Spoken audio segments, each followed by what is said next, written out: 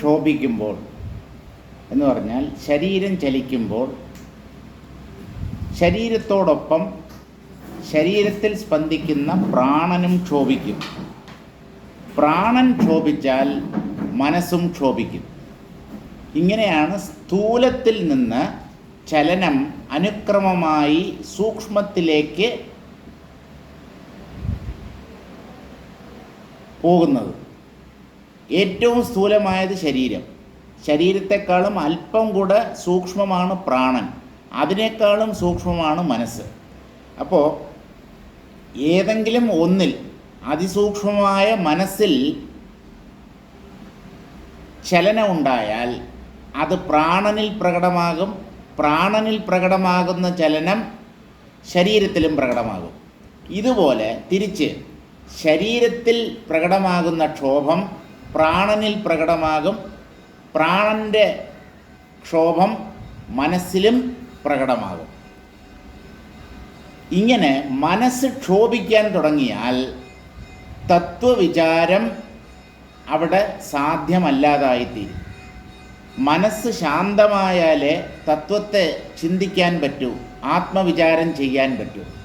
അതുകൊണ്ടാണ് ഈ കർമ്മത്തിൽ നിന്നെല്ലാം എന്നെങ്കിലും ഒരു ദിവസം നമ്മൾ വിട്ടുനിന്നേ പറ്റൂ എന്ന് വേദാന്തം നിഷ്കർഷിക്കുന്നത്. ഈ കർമ്മത്തിൽ വ്യാപരിക്കുന്നിടത്തോളം കാലം നമ്മുടെ ശ്രദ്ധ കർമ്മത്തിലായിപ്പോവും, ചലനത്തിലായിപ്പോവും.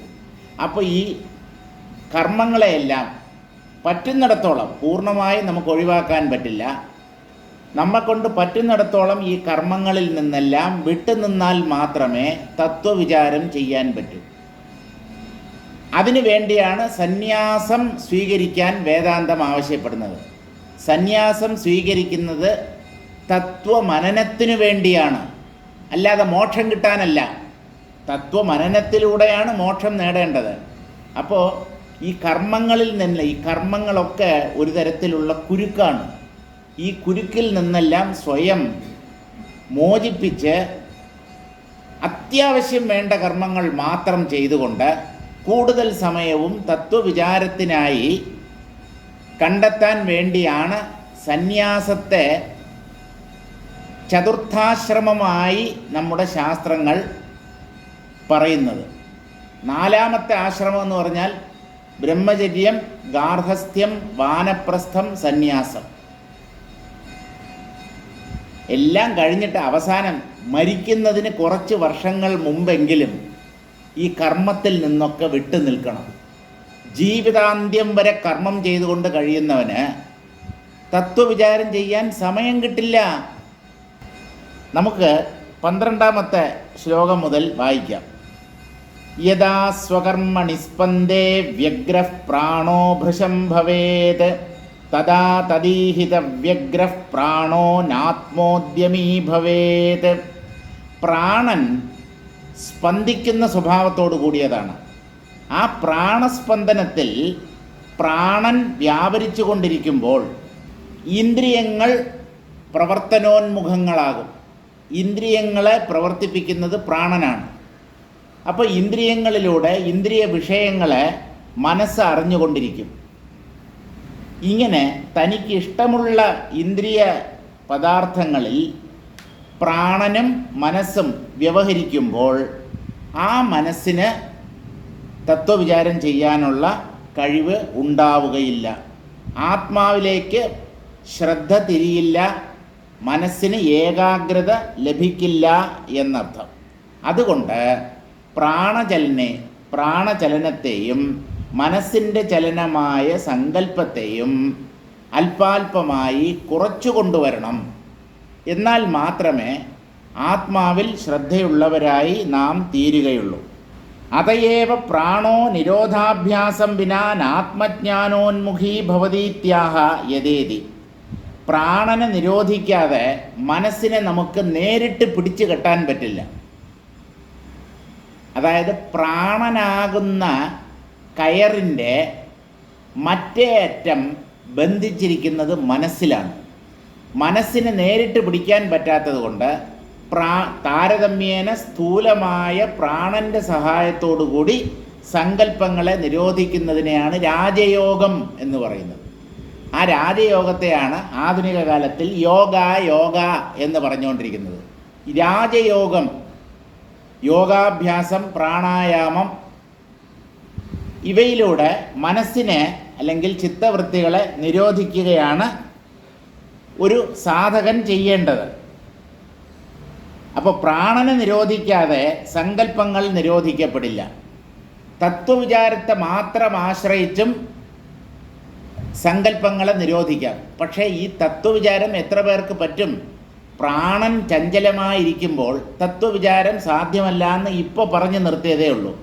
അതുകൊണ്ട് ക്രമമായി പടിപ്പടിയായി മനോജയം നേടാൻ ആദ്യം പ്രാണായാമത്തിലൂടെ മനസ്സിൻ്റെ സങ്കല്പങ്ങളെ നിരോധിക്കണം. എന്നിട്ട് ശ്രദ്ധയെ അന്തർമുഖമാക്കി തീർക്കണം. ഇങ്ങനെ പ്രാണൻ്റെ നിരോധത്തെ പരിശീലിക്കാതെ, പ്രാണായാമത്തിലൂടെ പ്രാണനെ നിയന്ത്രിക്കാതെ ആത്മജ്ഞാനത്തിൽ ഉന്മുഖമായി തീരുകയില്ല മനസ്സ്. തസ്യ മനസ്സ് ഈഹിതേഷു വ്യഗ്രഹ. മനസ്സ് എപ്പോഴും അതിനിഷ്ടമുള്ള കാര്യങ്ങളെ മാത്രമേ ചിന്തിച്ചു കൊണ്ടിരിക്കൂ. നമുക്ക് ഇഷ്ടമില്ലാത്ത കാര്യങ്ങളെ നമ്മുടെ മനസ്സ് അംഗീകരിക്കുകയില്ല, അക്സെപ്റ്റ് ചെയ്യില്ല. എന്തുകൊണ്ടെന്ന് ചോദിച്ചാൽ മനസ്സിൻ്റെ സ്വഭാവമാണ്. അതിന് ഏതാണോ ഇഷ്ടം അതിൽ തന്നെ അത് തുടർന്ന് വ്യവഹരിച്ചു കൊണ്ടിരിക്കും. ഇങ്ങനെ വ്യവഹരിച്ച് അത് മനസ്സിൻ്റെ ഒരു വാസനയായിത്തീരും. അവസാനം അതില്ലാതെ പറ്റില്ല എന്നുള്ള ഒരു സ്ഥിതി സംജാതമാകും. അപ്പോൾ നമ്മൾ മനസ്സിന് പൂർണ്ണമായ അടിമയായിത്തീരും. അതുകൊണ്ട് മനസ്സിൻ്റെ ഇഷ്ടത്തിന് അതിനെ അഴിഞ്ഞാടാൻ അനുവദിക്കരുത്. പൂർണ്ണമായി മനസ്സിനെ നിയന്ത്രിക്കാൻ പറ്റിയില്ലെങ്കിലും ഒരു പരിധിവരെ ഈ മനസ്സിനെ അതിൻ്റെ ഇഷ്ടത്തിനനുസരിച്ച് ചുറ്റിത്തിരിയാൻ, വിഷയങ്ങളിൽ കറങ്ങി നടക്കാൻ അനുവദിക്കരുത്. കുറേയൊക്കെ നിയന്ത്രണം നമ്മുടെ മനസ്സിൻ്റെ പുറത്ത് നമുക്കുണ്ടാകണം. അപ്പോൾ മനസ്സിന് എന്തുകൊണ്ടാണ് ഈ തത്വവിചാരം ചെയ്യാൻ പറ്റാത്തത് എന്ന് ചോദിച്ചാൽ, മനസ്സിന് തത്വത്തിൽ താത്പര്യമില്ല. എന്തുകൊണ്ടാണ് നമുക്ക് ആത്മാവിൽ ശ്രദ്ധയില്ലാത്തത് എന്ന് ചോദിച്ചാൽ, ആത്മാവ് അത്ര കണ്ട് പ്രിയപ്പെട്ട ഒന്നായി മാറിയിട്ടില്ല. മനസ്സ്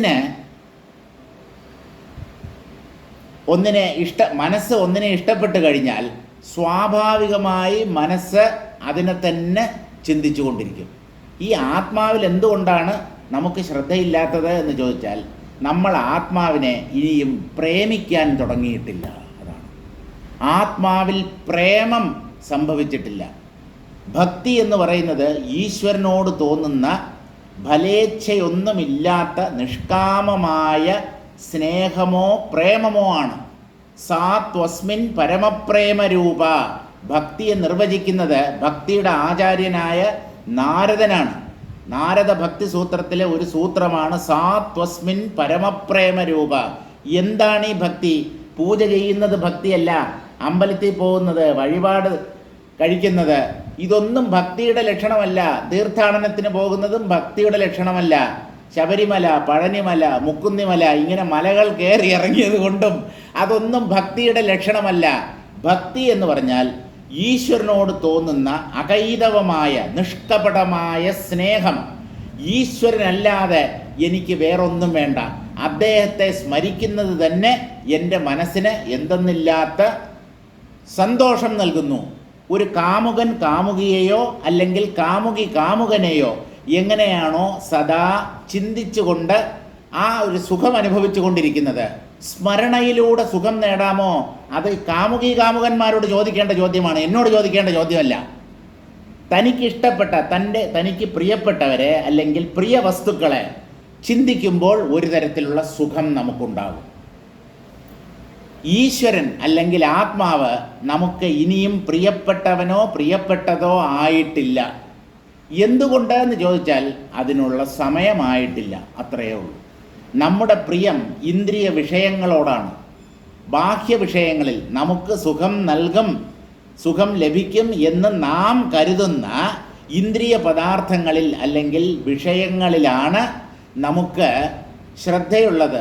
എന്ന് പറഞ്ഞാൽ പുറത്തുനിന്ന് സുഖം കിട്ടും എന്നുള്ള ഒരു തെറ്റിദ്ധാരണയുള്ളതുകൊണ്ട് ഈ ഭഗവാനാണ് സുഖത്തിൻ്റെ കേദാരം, അനന്തമായ സുഖമാണ് ആത്മതത്വം എന്നുള്ളത് നമ്മുടെ ബുദ്ധി ഇനിയും ഉൾക്കൊള്ളാൻ തയ്യാറായിട്ടില്ല. തയ്യാറായിരുന്നെങ്കിൽ ഇതിനു മുമ്പേ നമ്മുടെ മനസ്സ് ആത്മതത്വത്തിൽ ലഗ്നമായി തീരുമായിരുന്നു. നമ്മളൊക്കെ ഇവിടെ യോഗവാസിഷ്ടം കേൾക്കാൻ വേണ്ടി വന്നിരിക്കുകയില്ലായിരുന്നു. ഇതിനു മുമ്പേ നമ്മളൊക്കെ രക്ഷപ്പെട്ടു പോയേനെ. അപ്പോൾ ഇവിടെ വന്നിരിക്കുന്നത് ഒരു വലിയ കാര്യമാണോ എന്ന് ചോദിച്ചാൽ വലിയ കാര്യം തന്നെയാണ്. പക്ഷേ ഇവിടെ വന്നിരിക്കലല്ല നമ്മുടെ ഉദ്ദേശം. ഈ സംസാരത്തിൽ നിന്ന് രക്ഷപ്പെടുക എന്നുള്ളതാണ്. എങ്ങനെയെങ്കിലും ഈ സംസാരത്തിൽ നിന്ന് പുറത്തു കടന്ന് നിത്യനിരന്തരമായ ആത്മതത്വത്തിൽ വിശ്രമിക്കാൻ കഴിയണം. അതാണ് ജീവിത ലക്ഷ്യം. അതിനെയാണ് മോക്ഷം എന്ന് പറയുന്നത്. അത് അനന്തമായ സുഖമല്ലാതെ മറ്റൊന്നുമല്ല. അനന്തമായ നിരന്തരമായ സുഖത്തിൻ്റെ പേരാണ് മോക്ഷം എന്ന് പറയുന്നത്. അത് ആത്മജ്ഞാനത്തിലൂടെ മാത്രമേ നേടാൻ പറ്റൂ. അതുകൊണ്ട് ആത്മാവിനെ അറിയാൻ ശ്രമിക്കൂ. ആത്മാവിനെ എങ്ങനെയാണ് അറിയുന്നത്? അതിനെ തന്നെ ചിന്തിക്കൂ, അതിനെ തന്നെ കേൾക്കൂ. കേട്ടാലേ ചിന്തിക്കാൻ തോന്നൂ. തച്ചിന്തനം തത് കഥനം അന്യോന്യം തത് പ്രബോധനം. നിങ്ങളുടെ ചർച്ചാ വിഷയം ഈ ആത്മാവായി തീരട്ടെ.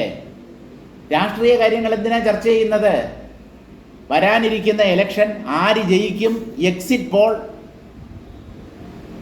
ഇതൊക്കെ എന്തിന്? ഇതൊക്കെ ഇങ്ങനെ നടന്നുകൊണ്ടിരിക്കും.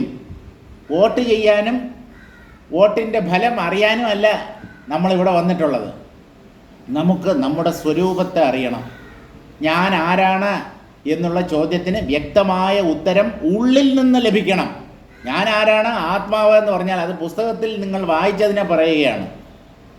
അതിനെ സ്വാനുഭവത്തിൽ സാക്ഷാത്കരിച്ചതിന് ശേഷം പറഞ്ഞാൽ അപ്പോൾ മാത്രമേ ആ പറച്ചിലിന് ഒരു വീര്യം ഉണ്ടാവത്തുള്ളൂ. അപ്പോൾ എന്ത് വേണം? ആത്മാവിനെ ജീവിത ലക്ഷ്യമായി അംഗീകരിക്കണം. അതിന് ആത്മാവിൽ പ്രേമം തോന്നണം, ഇഷ്ടം തോന്നണം. ആത്മാവിനെ ഏറ്റവും പ്രിയപ്പെട്ട ഒന്നായി നമുക്ക് അംഗീകരിക്കാൻ കഴിയണം. ആത്മാവിനെ ഏറ്റവും പ്രിയപ്പെട്ട ഒന്നായി അംഗീകരിക്കണം എങ്കിൽ അതിലാണ് യഥാർത്ഥ സുഖം കുടികൊള്ളുന്നത് എന്നുള്ള സത്യത്തെ നമ്മുടെ ബുദ്ധി അംഗീകരിക്കണം. മറ്റ് അല്ലറ ചില്ലറ ബാഹ്യ വിഷയങ്ങളിലാണ് സുഖം എന്ന് കരുതുന്നിടത്തോളം കാലം ആത്മാവിൽ ശ്രദ്ധയുണ്ടാവില്ല. കർമ്മത്തിലും ഇന്ദ്രിയ ഭോഗങ്ങളിലും ആയിരിക്കും മനുഷ്യർക്ക് ശ്രദ്ധയുണ്ടാവുക. ഇങ്ങനെ മനസ്സ് എപ്പോഴും അതിനിഷ്ടപ്പെട്ട ഒന്നിനെ മാത്രമേ ചിന്തിച്ചു കൊണ്ടിരിക്കുകയുള്ളൂ. വിഷയങ്ങളെ മനസ്സ് ഇഷ്ടപ്പെടുന്നത് ആ വിഷയങ്ങളിൽ നിന്ന് സുഖം ലഭിക്കുന്നു എന്ന് കരുതുന്നത് കൊണ്ടാണ്. ആ ധാരണ തെറ്റുമാണ്. യേതേഹി പ്രാണമനസി ത്വന്യോന്യം രഥസാരഥി കേനാമനാനുവർത്തന്തേ രഥസാരഥിനൗമിധഃ. പ്രാണനും മനസ്സും പരസ്പരം രഥവും സാരഥിയും പോലെയാണ്. രഥം ഓടിക്കുന്നയാളാണ് സാരഥി. പാർത്ഥസാരഥി കൃഷ്ണനാണ്, പാർത്ഥൻ അർജുനൻ. അർജുനൻ്റെ തേരോടിച്ചത് ഭഗവാൻ കൃഷ്ണനാണ്. ഇപ്പം രഥം രഥി എന്നും പറയും. സാരഥിയെ രഥി. ശരിക്കും രഥി എന്ന് പറഞ്ഞാൽ രഥത്തിൽ സഞ്ചരിക്കുന്നവനാണ് രഥി. രഥം ഓടിക്കുന്നവൻ സാരഥിയാണ്. പ്രാണനും മനസ്സും അന്യോന്യം രഥസാരഥികളെപ്പോലെയാണ് എന്ന് പറഞ്ഞാൽ പ്രാണൻ രഥമാകുമ്പോൾ മനസ്സ് സാരഥിയായിത്തീരും, പ്രാണനെ നിയന്ത്രിക്കുന്ന സാരഥിയായിത്തീരും. ചില സമയത്ത് മനസ്സായിരിക്കും രഥത്തിൻ്റെ സ്ഥാനത്തിൽ നിൽക്കുന്നത്. അപ്പോൾ പ്രാണനായിരിക്കും സാരഥിയായി മനസ്സിനെ നിയന്ത്രിക്കുന്നത്. ഇപ്പോൾ ഏത് രഥമാകും ഏത് സാരഥിയാകും എന്നുള്ളത് അതാത് സന്ദർഭത്തിൽ നിന്ന് മനസ്സിലാക്കിക്കൊള്ളണം. എന്തായാലും പ്രാണൻ മനസ്സ് ഇവ രണ്ടും വിഭിന്നങ്ങളായ രണ്ട് തത്വങ്ങളല്ല, ഒന്ന് തന്നെ രണ്ട് രീതിയിൽ പ്രകടമാകുന്നു. പ്രാണനും മനസ്സും അന്യോന്യം രഥവും സാരഥിയും പോലെയാണ്. കേനാമനാനുവർത്തന്തേ രഥസാരഥിനൗമിധഃ. രഥത്തെയും സാരഥിയെയും പിന്തുടരാതെ രഥത്തിൽ യാത്ര ചെയ്യുന്നയാൾക്ക് മറ്റെന്ത് വഴിയാണുള്ളത്? രഥത്തിൽ നാം ഇരിപ്പുറപ്പിക്കുന്നിടത്തോളം കാലം എന്ന് പറഞ്ഞാൽ രഥത്തിൽ കയറി ഇരുന്ന് കഴിഞ്ഞാൽ സാരഥിയെയും രഥത്തെയും പിന്തുടർന്നേ പറ്റൂ. രഥത്തെ ഓടിക്കുന്നത് സാരഥിയാണ്. സാരഥി തെളിക്കുന്ന വഴിയിലൂടെയാണ് രഥം ചലിക്കുന്നത്. ആ രഥത്തിലിരിക്കുന്ന രഥി അല്ലെങ്കിൽ യാത്ര ചെയ്യുന്നയാൾ രഥത്തിനൊപ്പം ചലിച്ചേ പറ്റൂ. ഇപ്പോൾ പ്രാണൻ രഥം എന്ന് സങ്കല്പിച്ചാൽ മനസ്സ് സാരഥി, ശരീരമാണ് രഥം എന്നാണ് രഥരൂപകത്തിൽ പറയുന്നത്. ശരീരത്തിലാണ് പ്രാണൻ സ്പന്ദിക്കുന്നത്. ശരീരത്തെ വെച്ചുകൊണ്ടാണല്ലോ ജീവികൾ ജീവിക്കുന്നത്. അപ്പോൾ ശരീരത്തെ രഥമായി സങ്കല്പിച്ചാൽ ആ രഥത്തിലിരുന്നു കൊണ്ട് ജീവിതയാത്ര ചെയ്യുന്നത് ജീവനാകുന്ന രഥിയാണ്. രഥത്തെയും സാരഥിയെയും പിന്തുടരാതെ രഥിക്ക് വേറെ മാർഗമില്ല. ഇത്യാദിസർഗേ സ്വാത്മൈവ ചേതിതഃ പരമാത്മനാ തേനൈഷാദ്യാപി നിയതിർനാബുധാനാം നിവർത്തതേ. എങ്ങനെയാണ് ഈ പ്രാണനും മനസ്സും അന്യോന്യം രഥവും സാരഥിയുമായി തീർന്നത് എന്ന് ചോദിച്ചാൽ, പണ്ടേക്ക് പണ്ടേ ഈശ്വരൻ ഇങ്ങനെയാണ് തീരുമാനിച്ചത്. ഈശ്വരൻ്റെ നിശ്ചയം, പരമാത്മാവിൻ്റെ നിശ്ചയം ഇങ്ങനെ ആയതുകൊണ്ട് ഈ നിയമം എന്നും നടപ്പിലാക്കപ്പെടും. ഈ നിയമത്തിന് ഒരു അപവാദവും സംഭവിക്കില്ല. ഇതിനെ മാറ്റിമറിക്കാൻ ആർക്കും സാധ്യമല്ല. പരമാത്മാവ് സൃഷ്ടിയുടെ ആരംഭത്തിൽ തന്നെ പ്രാണനെയും മനസ്സിനെയും ഇങ്ങനെയാണ് സൃഷ്ടിച്ചിട്ടുള്ളത്. തേന യേഷാ അദ്യാപി നിയതിഹി. ഇത് നിയതിയാണ്, വിധിയാണ്, ഈശ്വര നിശ്ചയമാണ്. അത് ഇന്നും തുടർന്ന് നിൽക്കുന്നു. ന അബുധാനാം നിവർത്തതേ. അബുധൻ എന്ന് പറഞ്ഞാൽ അജ്ഞാനി. അജ്ഞാനികൾക്ക് ഈ നിയമത്തെ ലംഘിക്കാൻ സാധ്യമല്ല. ആത്മാവിന് ശരണം പ്രാപിക്കുന്നവർ ഈ നിയമത്തിൽ നിന്ന് രക്ഷ നേടുന്നു. അവർ പ്രാണൻ്റെയും മനസ്സിൻ്റെയും ചലനത്തിനനുസരിച്ച് ചലിക്കുന്നവരല്ല. പ്രാണമനസ്സുകളെ തൻ്റെ നിയന്ത്രണത്തിലാക്കിയവരാണ് യോഗിമാർ. സാധാരണ അജ്ഞാനികൾക്ക് പ്രാണനെയും മനസ്സിനെയും പിന്തുടർന്നേ ജീവിതമുള്ളൂ. തദപി കുതസ്തത്രാഹ ഇതി ഏവം പരസ്പരാനുവൃത്തി സ്വഭാവേ പ്രാണമനോരൂപേണ പരമാത്മനാ ആദിസർഗേ ആത്മാ ചേതിതഃ സങ്കല്പിതഃ. ഇങ്ങനെ പരസ്പരം അനുവർത്തിക്കുന്ന സ്വഭാവത്തോടു കൂടിയവയാണ് പ്രാണനും മനസ്സും. പ്രാണനും മനസ്സും ഈ പ്രാണനെയും മനസ്സിനെയും ഇങ്ങനെ നിയമിച്ചിരിക്കുന്നത് പരമാത്മാവാണ്. സൃഷ്ടിയുടെ ആരംഭത്തിൽ തന്നെ ഈശ്വരൻ ഇങ്ങനെയാണ് ഈ രണ്ടിനെയും സൃഷ്ടിച്ചിട്ടുള്ളത്. അദ്ദേഹത്തിൻ്റെ സങ്കല്പം ഇപ്പോഴും പ്രാബല്യത്തിലുണ്ട്. അതെന്നും പ്രാബല്യത്തിലുണ്ടാവും. ദേശകാലക്രിയാദ്രവ്യൈർമനഃപ്രാണശരീരിണാം പ്രയാന്ത്യധികതാ ദേഹേഷ്വരൂഢാനാം പരേ പദേ.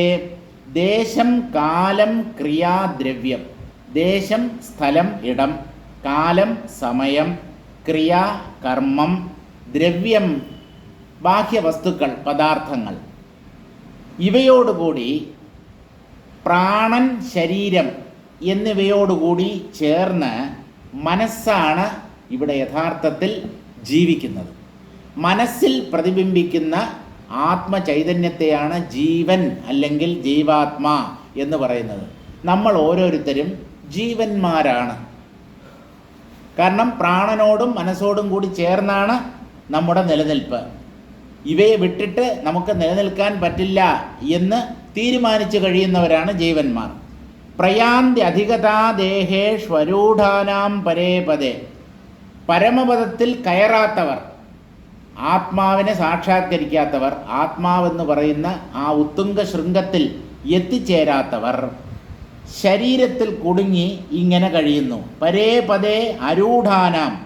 രൂഢൻ കയറിയവൻ, അരൂഢൻ കയറാത്തവൻ, ആത്മാവിനെ സാക്ഷാത്കരിക്കാത്തവൻ. അവ്യുത്പന്നാനാം. ആത്മജ്ഞാനം നേടാത്തവർക്ക് മനഃപ്രാണശരീരിണാം. മനസ്സ്, പ്രാണൻ, ശരീരം ഇവയോടുകൂടി ചേർന്ന് നിൽക്കുന്നതാണ് ജീവാത്മാവ്. ദേഹേഷു ആ ജീവൻ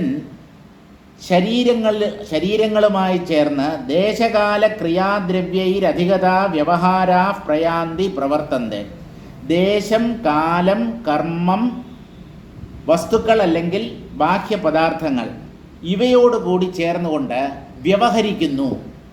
ജീവിതമെന്ന് പറയുന്നത് വ്യവഹാരങ്ങളുടെ ഒരു സമാഹാരമാണ്. കർമ്മമാണ് ജീവിതത്തിൽ. ഒരാൾ ജീവിതത്തിൽ പ്രധാനമായി എന്താ ചെയ്യുന്നത് എന്ന് ചോദിച്ചാൽ കർമ്മം. എന്തൊക്കെയോ ചെയ്തു കൂട്ടുന്നു ജനിച്ചത് മുതൽ. അപ്പോൾ കർമ്മസങ്കുലം അല്ലെങ്കിൽ കർമ്മ ജഡിലമാണ് ഈ ലോകം. കർമ്മം തന്നെ ജഡത്തിൻ്റെ പര്യായപദമാണ്. നമ്മുടെ വിചാരം ജഡം ചലിക്കുകയില്ല എന്നാണ്. ചലിക്കുന്ന ജഡത്തെയാണ് കർമ്മം എന്ന് പറയുന്നത്. ചലിക്കുന്ന ജഡം. ശരീരം ജഡമാണല്ലോ. ഈ ജഡം ചലിക്കുന്നതിനെയല്ലേ നമ്മൾ കർമ്മം എന്ന് പറയുന്നത്. അപ്പോൾ ജഡം ചലിക്കുകയില്ല എന്നുള്ള ധാരണ തിരുത്തി എഴുതിക്കൊള്ളൂ. നമ്മളെ അങ്ങനെയാണ് സ്കൂളിലും ചെറിയ ക്ലാസ്സുകളിലൊക്കെ പഠിപ്പിച്ചിട്ടുള്ളത്. ജഡത്തിന് സ്വയമായി ചലിക്കാനുള്ള കഴിവില്ല. സചേതനങ്ങൾ, ജീവനുള്ളവ തനിയെ ചലിക്കും, അങ്ങനെയാണ് പറഞ്ഞു തന്നിട്ടുള്ളത്. പക്ഷേ അങ്ങനെയല്ല. ചലിക്കുന്നത് ജഡവും ചലിക്കാത്തത് ആത്മാവുമാണ്. അപ്പോൾ ആത്മാവാണ് ചലിക്കാത്തത്. ശരീരം ചലിക്കുന്നതാണ്. ബാഹ്യദൃഷ്ട്യാ ശരീരം ചലിക്കുന്നില്ല. ചലിക്കാത്തതുപോലെ കാണപ്പെട്ടാലും യഥാർത്ഥത്തിൽ ശരീരത്തിലുള്ള ഓരോ കോശത്തിലും ഗംഭീരമായ ജീവപ്രക്രിയ നടന്നുകൊണ്ടിരിക്കുകയാണ്. നമ്മൾ ബാഹ്യമായ നിശ്ചലതയെ മാത്രമേ കാണുന്നുള്ളൂ. ഉള്ളിൽ ഇളകി മറിയുകയാണ്. അപ്പോൾ ചലിക്കുന്നത് എപ്പോഴും ജഡമായിരിക്കും, ചലിക്കാത്തത് ആത്മാവുമായിരിക്കും. ഇങ്ങനെ പലതരം വ്യവഹാരങ്ങളിൽപ്പെട്ട് ജീവന്മാർ പ്രാണൻ, ശരീരം, മനസ്സ് ഇവയുടെ സഹായത്തോടു കൂടി ലോകത്തിൽ വ്യവഹരിച്ചു കൊണ്ടിരിക്കുന്നു. സ്വം പ്രാണമനസി സാമ്യാത് കുർവതി കർമ്മതിഷ്ഠതഃ വൈഷമ്യാത് വിഷമം ചൈകം ശാന്തേ ശാന്താ സുഷുപ്തത. ഇനി ഈ ജാഗ്രത്, സ്വപ്ന, സുഷുപ്തി അവസ്ഥകൾ അഥവാ അവസ്ഥാത്രയം എങ്ങനെ സംഭവിക്കുന്നു എന്നാണ് പറയുന്നത്. സ്വം പ്രാണമനസി സാമ്യാത് കുർവതി കർമ്മതിഷ്ഠതഃ. ജാഗ്രത്തിലാണ് കർമ്മം അതിൻ്റെ ഉച്ചഘട്ടത്തിലെത്തുന്നത്. പരമാവധി നമുക്ക് വ്യവഹരിക്കാൻ കഴിയുന്നത് ഒരു പരിധിവരെ സ്വാതന്ത്ര്യത്തോടുകൂടി നമുക്ക് വ്യവഹരിക്കാൻ കഴിയുന്നത് ഉണർവിൽ, ജാഗ്രത അവസ്ഥയിൽ മാത്രമാണ്. ഈ ജാഗ്രത അവസ്ഥയിൽ പ്രാണനും മനസ്സിനും തുല്യ പ്രാധാന്യമാണുള്ളത്. പ്രാണനും മനസ്സും സമസ്ഥിതിയിൽ സ്ഥിതി ചെയ്യുമ്പോൾ, രണ്ടിനും പ്രാധാന്യം സംഭവിക്കുമ്പോൾ ഉണർവ് അല്ലെങ്കിൽ ജാഗ്രത അവസ്ഥയുണ്ടാകുന്നു. അവിടെയാണ് നമുക്ക് പരമാവധി സ്വാതന്ത്ര്യവും. സ്വപ്നത്തിൽ സ്വാതന്ത്ര്യമില്ല. സുഷുപ്തിയിൽ കർമ്മം തന്നെ ഇല്ലാത്തത് കൊണ്ട് സ്വാതന്ത്ര്യം എന്ന വാക്കിന് തന്നെ അർത്ഥവുമില്ല. ജാഗ്രത്തിലാണ് പ്രകൃതി അനുവദിച്ചു തന്നിട്ടുള്ള ഒരു പരിമിതമായ സ്വാതന്ത്ര്യത്തോടുകൂടി നമുക്ക് വ്യവഹരിക്കാൻ കഴിയുന്നത്. അപ്പോൾ പ്രാണനും മനസ്സും തുല്യ പ്രാധാന്യത്തോടുകൂടി പ്രകടമാകുന്ന അവസ്ഥയാണ് ജാഗ്രത അവസ്ഥ.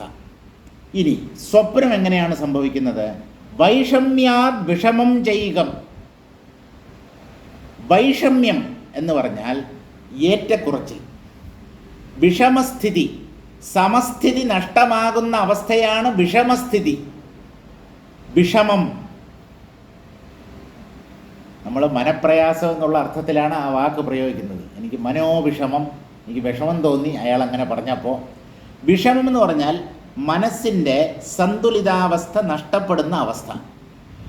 ഇവിടെ വൈഷമ്യം എന്ന് പറഞ്ഞാൽ പ്രാണനും മനസ്സും തുല്യ പ്രാധാന്യത്തോടുകൂടി പ്രവർത്തിച്ചു കൊണ്ടിരുന്ന ജാഗ്രത അവസ്ഥയ്ക്ക് ഭംഗം വരുന്നു എന്ന് പറഞ്ഞാൽ മനസ്സിന് പ്രാബല്യം കൂടുന്നു. പ്രാണൻ്റെ പ്രാബല്യം അല്ലെങ്കിൽ ശക്തി കുറയുന്നു. അപ്പോഴാണ് സ്വപ്നാവസ്ഥയുണ്ടാകുന്നത്. സ്വപ്നത്തിൽ മനസ്സാണ് സ്വപ്ന ലോകത്തെ സൃഷ്ടിക്കുന്നത്. പ്രാണൻ ശരീരത്തിൽ സ്പന്ദിക്കുന്നു, പക്ഷേ പ്രാണന് മനസ്സിനേക്കാളും പ്രാധാന്യം കുറയുന്ന അവസ്ഥയാണ്.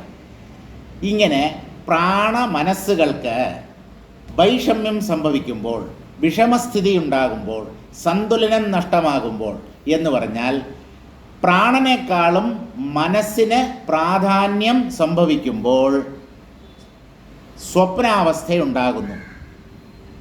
വൈഷമ്യാത് വിഷമം ചൈകം ശാന്തേ ശാന്താ സുഷുപ്തത. ഇനി പ്രാണനും മനസ്സും രണ്ടും അപ്രധാനമായി തീരുമ്പോൾ, രണ്ടും ഉപശമിക്കുമ്പോൾ സുഷുപ്തി സംഭവിക്കുന്നു. ഇങ്ങനെയാണ് അവസ്ഥാത്രയം ജീവൻ അനുഭവിക്കാനിടയാകുന്നത്. പ്രാണനും മനസ്സിനും രണ്ടിനും സമപ്രാധാന്യമുള്ളപ്പോൾ, തുല്യ പ്രാധാന്യമുള്ളപ്പോൾ ജാഗ്രത അവസ്ഥ, പ്രാണനേക്കാളും മനസ്സിന് പ്രാധാന്യം ഏറുമ്പോൾ സ്വപ്നാവസ്ഥ, പ്രാണനും മനസ്സും രണ്ടും ഉപശമിച്ചിരിക്കുമ്പോൾ, രണ്ടിൻ്റെയും വേഗത കുറയുമ്പോൾ, മനസ്സ് പൂർണ്ണമായി നിശ്ചലമാകുന്നു, പ്രാണൻ പൂർണ്ണമായി നിശ്ചലമാകുന്നില്ല. അല്ലെങ്കിൽ ഉറങ്ങുന്നയാളിനെ കൊണ്ടുപോയി കത്തിച്ച് കളയും ആൾക്കാർ, ചത്തുപോയി എന്ന് വിചാരിച്ചിട്ട്. അതുകൊണ്ട് ഉറങ്ങുന്നയാളിൻ്റെ ശരീരത്തിൽ പ്രാണസ്പന്ദനം ബാക്കിയുണ്ട്, പക്ഷേ മനസ്സ് സ്പന്ദിക്കുന്നില്ല, സങ്കല്പിക്കുന്നില്ല. ഇങ്ങനെ പ്രാണനും മനസ്സും പരമാവധി ഉള്ളിൽ തന്നെ ഉപശമിക്കുമ്പോഴാണ് സുഷുപ്തി എന്ന അവസ്ഥ സംജാതമാകുന്നത്. തത്ര പ്രാണമനസി യാവത്കാലം സാമ്യാത് സ്വം കർമ്മ കുർവതി തിഷ്ഠതഃ. പ്രാണനും മനസ്സും എത്ര സമയം സമത്വത്തോടുകൂടി എന്ന് പറഞ്ഞാൽ തുല്യ പ്രാധാന്യത്തോടുകൂടി അതാതിൻ്റെ കർമ്മം ചെയ്തുകൊണ്ട് കഴിയുന്നുവോ താവത് സമഹാവ്യവഹാര, അത്രയും കാലം വ്യവഹാരത്തിൽ സാമ്യമുണ്ടാകും. ജാഗ്രതാഖ്യ പ്രവർത്തത, അപ്പോഴാണ് ജാഗ്രത അവസ്ഥ നമുക്ക് ഉണ്ടാവുന്നത്. യഥാ പ്രാണ ഇന്ദ്രിയ പ്രവർത്തനാത് ഉപരതോ വൈഷമ്യം ഭജത്തെ. പ്രാണൻ ഇന്ദ്രിയങ്ങളിലൂടെ ബാഹ്യ വിഷയങ്ങളെ അനുഭവിക്കുന്നതിൽ നിന്ന് പിന്തിരിഞ്ഞ് ഉള്ളിൽ തന്നെ അത് ഉപശമിക്കുമ്പോൾ വിഷമസ്ഥിതി ഉണ്ടാകുന്നു. എന്ന് പറഞ്ഞാൽ മനസ്സിൻ്റെ ബഹിർമുഖത്വം നഷ്ടമാകുന്നു, മനസ്സ് അന്തർമുഖമായി തീരുന്നു. ഉള്ളിൽ വാസനകൾക്കനുസരിച്ച് ഒരു ലോകത്തെ മനസ്സ് സൃഷ്ടിക്കുന്നു. സാന്ദർഭികമായി ഇന്നലെ കണ്ട ഒരു സ്വപ്നം പറയട്ടെ. ഞാൻ എവിടെയോ ഒരു സ്ഥലത്തൂടെ ഇങ്ങനെ ഒരു വഴിയിലൂടെ ഇങ്ങനെ നടന്നു പോവുകയാണ്. നോക്കിയപ്പോൾ വഴിയിൽ മുഴുവൻ അവിടെയായിട്ട് ധാരാളം സിംഹങ്ങൾ ഇങ്ങനെ വിശ്രമിക്കുകയാണ്. എനിക്ക് പേടി തോന്നി, വല്ലതിൻ്റെയും വാക്കകത്ത് എന്ന് പെട്ടുകഴിഞ്ഞാൽ എന്ത് ചെയ്യും? അപ്പോൾ ഞാൻ സഹോദരിയും കൂടെ ഉണ്ട്. അപ്പോൾ ഞാൻ പറഞ്ഞു നമ്മൾ മുമ്പോട്ട് പോകണ്ട, അവിടെയായിട്ട് സിംഹങ്ങളുണ്ട്. അതിൽ സിംഹക്കുട്ടികളും ഉണ്ട്, വലിയ സിംഹങ്ങളും ഉണ്ട്. എല്ലാം ഇങ്ങനെ നമ്മൾ ഈ ആടും മാടും ഒക്കെ അവിടെയായിട്ട് റോഡിൽ നിൽക്കത്തില്ലേ, അല്ലെങ്കിൽ കിടക്കത്തില്ലേ, അതുപോലെ ഇങ്ങനെ എവിടെ നോക്കിയാലും സിംഹങ്ങൾ. അങ്ങനെ ഒരു സ്വപ്നം. ഞാൻ സിംഹമായതുകൊണ്ടല്ല കേട്ടോ അങ്ങനെ സ്വപ്നം ആകണ്ടേ, ഞാൻ പുലിയായതുകൊണ്ടോ അല്ല. സിംഹത്തെക്കുറിച്ച് ചിലപ്പോൾ ഉള്ളിലൊരു ഭയം ഉണ്ടാവാം. നമ്മുടെ മനസ്സ് ഏതിനെയാണോ കൂടുതൽ ഭയപ്പെടുന്നത്, ഏതിനെയാണോ അമിതമായി ആഗ്രഹിക്കുന്നത്, ഈ രണ്ടുമായിരിക്കും നമ്മുടെ സ്വപ്നത്തിൽ വരിക. നിങ്ങളുടെ സ്വപ്നത്തെ എടുത്ത് നിങ്ങൾ വിശകലനം ചെയ്ത് നോക്കൂ. നിങ്ങൾക്ക് ഏറ്റവും പ്രിയപ്പെട്ടത്, അല്ലെങ്കിൽ നേടാൻ പറ്റിയില്ലല്ലോ, നിങ്ങൾ നേടാൻ ആഗ്രഹിച്ചത് പക്ഷേ നിങ്ങൾക്ക് സഫലമാക്കാൻ കഴിയാത്തത്, അതൊക്കെ സ്വപ്നത്തിൽ പ്രത്യക്ഷപ്പെടും. പിന്നെ നമ്മൾ അങ്ങേയറ്റം ഭയപ്പെടുന്ന വസ്തുക്കളും വ്യക്തികളും എല്ലാം സ്വപ്നത്തിൽ വരും. ഇങ്ങനെ മനസ്സിന് പ്രാധാന്യം സംഭവിക്കുന്ന അവസ്ഥയാണ് സ്വപ്നാവസ്ഥ. തഥാ വിഷമം സ്വപ്നാഖ്യമേകം കേവല മാനസം വ്യവഹരണം പ്രവർത്തത. ഇപ്പോൾ പ്രാണനുമായി ചേർന്ന് നിന്നുകൊണ്ട് ബാഹ്യലോകത്തെ അനുഭവിച്ചു കൊണ്ടിരുന്ന മനസ്സ് അതിന് കൂടുതൽ പ്രാധാന്യം ഉണ്ടാകുമ്പോൾ ആ മനസ്സ് അന്തർമുഖമായി സങ്കല്പത്തിലൂടെ ഉള്ളിൽ ഒരു ലോകത്തെ ഉണ്ടാക്കി കാണിക്കും. അതിനെയാണ് സ്വപ്നാവസ്ഥ എന്ന് പറയുന്നത്. അത് കേവലം മനോമാത്രമാണ്. അവിടെ മനസ്സ് മാത്രമേ ഉള്ളൂ. സ്വപ്ന പദാർത്ഥങ്ങളായി തീരുന്നത് മനസ്സാണ്. മനസ്സ് സ്ഥൂലമായ ഒന്നല്ല. പക്ഷേ സ്വപ്നത്തിൽ സ്വപ്ന പദാർത്ഥങ്ങൾ സ്ഥൂലമെന്ന പോലെയാണ് കാണപ്പെടുന്നത്. ഉറങ്ങി എഴുന്നേറ്റാൽ ഒന്നുമില്ല, മൂടൽമഞ്ഞ് സൂര്യോദയത്തിൽ ഉരുകുന്നത് പോലെ എല്ലാം ഞൊടിയിട കൊണ്ട് അപ്രത്യക്ഷമാകുന്നു. ഇതാണ് ഭ്രമമെന്ന് പറയുന്നത്. ഇപ്പോൾ മനസ്സ് മാത്രം വ്യവഹരിക്കുന്ന അവസ്ഥയാണ് സ്വപ്നാവസ്ഥ. ശാന്തേജ മനസ്സി. അങ്ങനെ വ്യവഹരിച്ചു കൊണ്ടിരുന്ന മനസ്സ് സ്വപ്നലോകത്തെ അല്ലെങ്കിൽ സ്വപ്ന പദാർത്ഥങ്ങളെ സങ്കല്പിക്കുന്നത് വിട്ടിട്ട് ഉള്ളിൽ തന്നെ അമർന്നു പോകുമ്പോൾ സർവവിക്ഷേപശാന്തി ഉപലക്ഷിത സുഷുപ്തത പ്രവർത്തത ഇത്യർത്ഥ. സകല വിക്ഷേപങ്ങളിൽ നിന്നും പൂർണ്ണമായ ഒരു വിരാമം സംഭവിക്കുന്നു, ഉള്ളിൽ എല്ലാം അടങ്ങിയിരിക്കുന്നു. അതിനെയാണ് സുഷുപ്തി അല്ലെങ്കിൽ ഗാഠനിദ്ര എന്ന് പറയുന്നത്. ഇനി പറയാൻ പോകുന്നത് എപ്പോഴാണ് ഈ സുഷുപ്തി സംഭവിക്കുന്നത്. മനസ്സൊടുങ്ങുമ്പോൾ എന്ന് പറഞ്ഞു. പക്ഷേ എപ്പോഴൊക്കെയാണ് ഈ മനസ്സ് ശാന്തമായി തീരുന്നത്?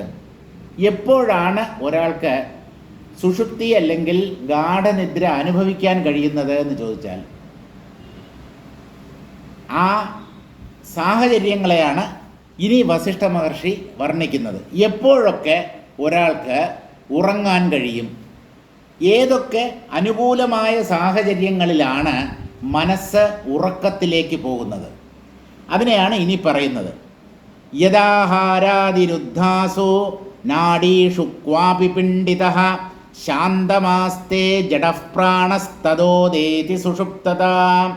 സാധാരണ വയറ് നിറച്ച് ആഹാരം കഴിച്ചു കഴിഞ്ഞാൽ ഉറക്കം വരും. എവിടെയെങ്കിലും ഒന്ന് കിടക്കണമെന്ന് തോന്നും.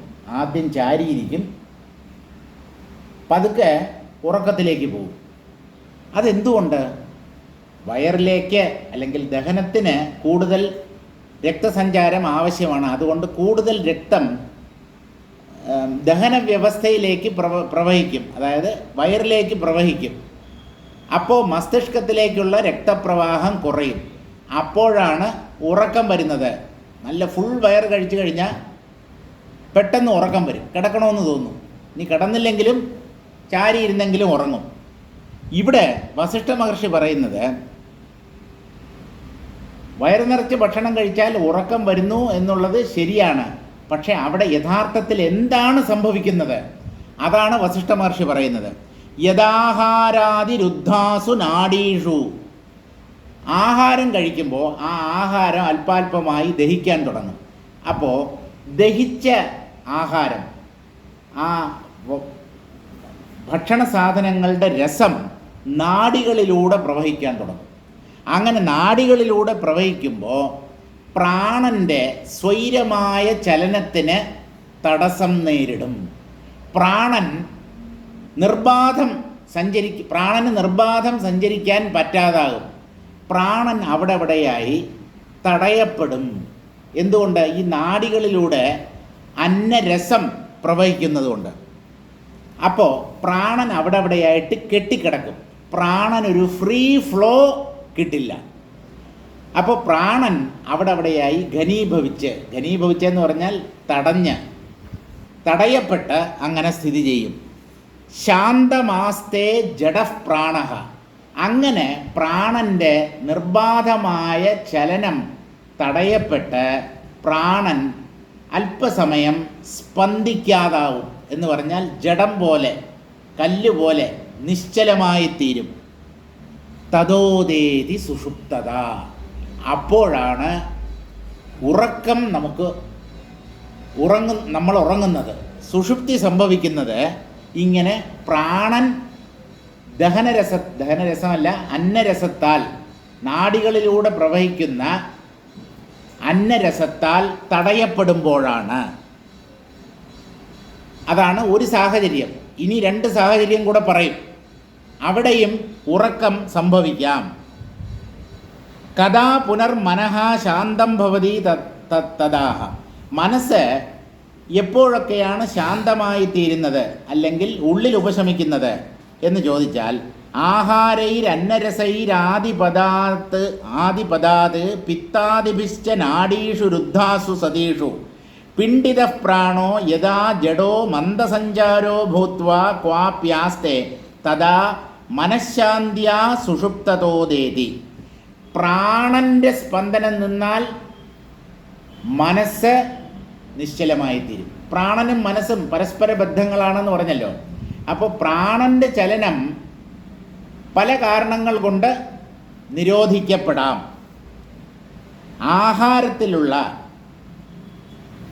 ആഹാരം ദഹിക്കുമ്പോൾ ആ അന്നരസം കൊണ്ട്, അതുപോലെ പിത്തം തുടങ്ങിയവയാലും നാഡികളിൽ തടസ്സം സംഭവിക്കാം.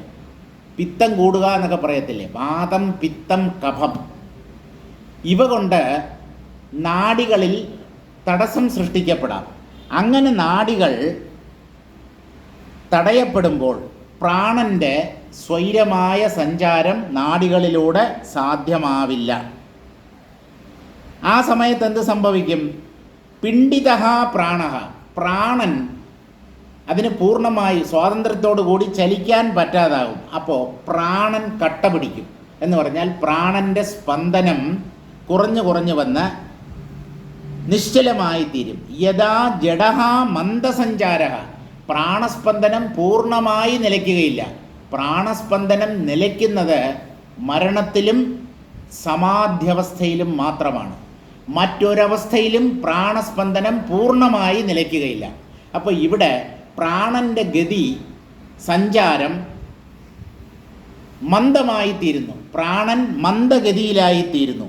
അങ്ങനെ മന്ദസഞ്ചാരനായി പ്രാണൻ മാറിയിട്ട് അത് നാഡികളിൽ എവിടെയെങ്കിലും അല്പനേരം ഇങ്ങനെ ചലനത്തെ പരമാവധി കുറച്ചുകൊണ്ട് അവിടെ ഇങ്ങനെ നിരോധിക്കപ്പെട്ട് സ്ഥിതി ചെയ്യും. തഥാ മനഃശാന്ത്യാ സുഷുപ്തതോദേതി, പ്രാണൻ നിശ്ചലമായിത്തീരുമ്പോൾ, നിശ്ചലമല്ല, പ്രാണന്റെ സഞ്ചാരം തടയപ്പെടുമ്പോൾ, പരമാവധി പ്രാണൻ മന്ദഗതിയിലാകുമ്പോൾ മനസ്സിൻ്റെ ചലനവും മന്ദഗതിയിലാവും. അതായത് മനസ്സ് പതുക്കെ ഉറക്കത്തിലേക്ക് പോകും. അങ്ങനെയാണ് സുഷുപ്തി സംഭവിക്കുന്നത്. ഇനി വേറെ എപ്പോഴൊക്കെ ഈ സുഷുപ്തി സംഭവിക്കാം എന്ന് ചോദിച്ചാൽ മറ്റ് രണ്ട് സാഹചര്യങ്ങളെ കൂടെ ഇവിടെ പറയുകയാണ്. നാഡീഷ്വന്നാവപൂർണാസു തഥാ ക്ഷീണാസു വാക്ലമാതെ നിസ്പന്ദസ്തിഷ്ഠതി പ്രാണസ്തതോദേതി സുഷുപ്തത. നാഡികൾ അന്നരസം കൊണ്ട് നിറയ്ക്കപ്പെടുമ്പോൾ പ്രാണസഞ്ചാരം നിരോധിക്കപ്പെടും. അങ്ങനെ മനസ്സ് സുഷുപ്തിയിലേക്ക് പോകുമെന്ന് പറഞ്ഞു. അല്ലാതെ ശരീരത്തിന് അമിതമായ ക്ഷീണം സംഭവിക്കുമ്പോൾ, അമിതമായി അധ്വാനിച്ച് നമുക്ക് വളരെയധികം ക്ഷീണം തോന്നുമ്പോൾ, ക്ഷീണം കാരണമായി, ക്ലമം എന്നുള്ള വാക്കിന് ക്ഷീണം എന്നാണ് അർത്ഥം, വല്ലാതെ തളർച്ച തോന്നുമ്പോൾ പ്രാണൻ അതിൻ്റെ സ്പന്ദനത്തെ നിർത്തും, അല്ലെങ്കിൽ അത് അത്യന്തം മന്ദഗതിയിലായിത്തീരും. അപ്പോഴും ഉറക്കം സംഭവിക്കും. അതുകൊണ്ടാണ് ശരീരത്തിന് ഒരുപാട് ആയാസമുള്ള ദിവസങ്ങളിൽ നമുക്ക് പെട്ടെന്ന് ഉറക്കം വരുന്നത്. തളർന്നു പോവുകയാണ് ചെയ്യുന്നത്. ശരീരത്തിൽ ഊർജമുണ്ടെങ്കിലേ ഈ പ്രാണന് പൂർണ്ണമായ തോതിൽ സ്പന്ദിക്കാൻ പറ്റൂ. ശരീരം തന്നെ തളർന്നു പോയാൽ പ്രാണന് അതിൻ്റെ സഞ്ചാരത്തെ മന്ദഗതിയിലാക്കിയേ പറ്റൂ. അങ്ങനെ പ്രാണൻ മന്ദഗതിയിലാകുമ്പോൾ മനസ്സും സ്വാഭാവികമായി മന്ദഗതിയിലായിത്തീരും. അപ്പോഴും സുഷുപ്തി സംഭവിക്കാം. ക്ഷുദിതാദീനാമപി ശ്രമാത് സുഷുപ്തൗ നിമിത്തമാഹ.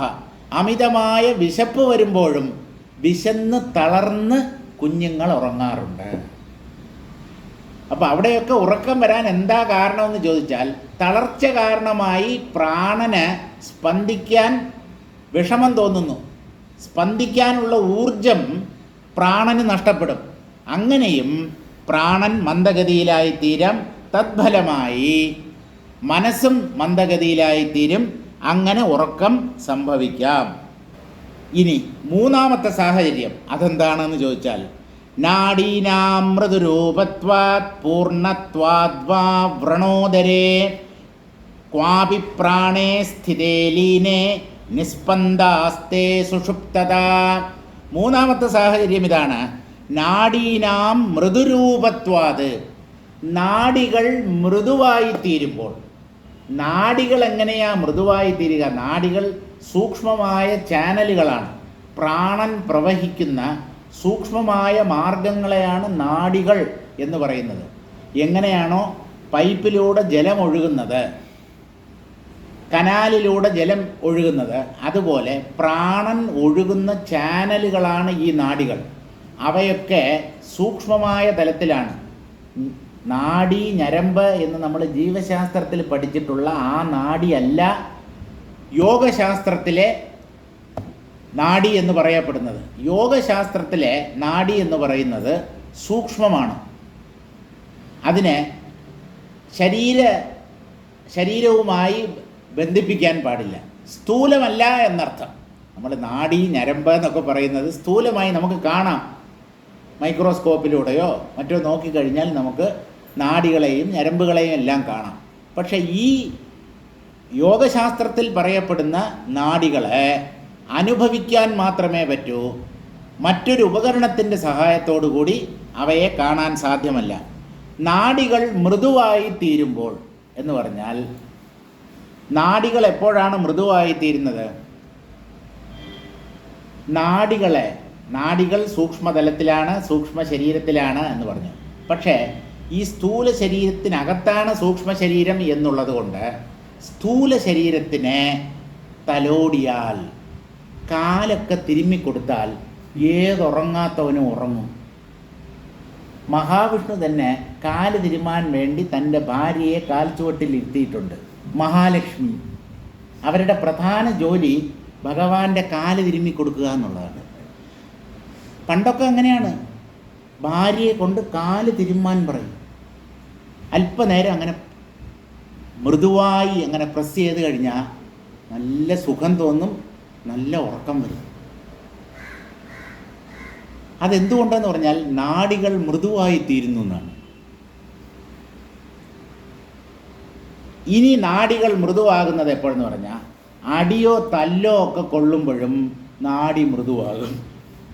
സൂക്ഷ്മമല്ലേ എന്ന് ചോദിച്ചാൽ സ്ഥൂലവുമായി ബന്ധപ്പെട്ട് നിൽക്കുന്നത് കൊണ്ട് സ്ഥൂല ശരീരത്തിൽ ഏൽക്കുന്ന പ്രഹരം, അടി, ഇടി, വെട്ട്, ചവിട്ട്, ഇതൊക്കെ കൊണ്ടും നാഡികൾ മാർദ്ദവഭാവത്തെ ഭജിക്കും. പൂർണ്ണത്വാദ്വാ വ്രണോദരെ, അങ്ങനെയും ഉറക്കമുണ്ടാകാം.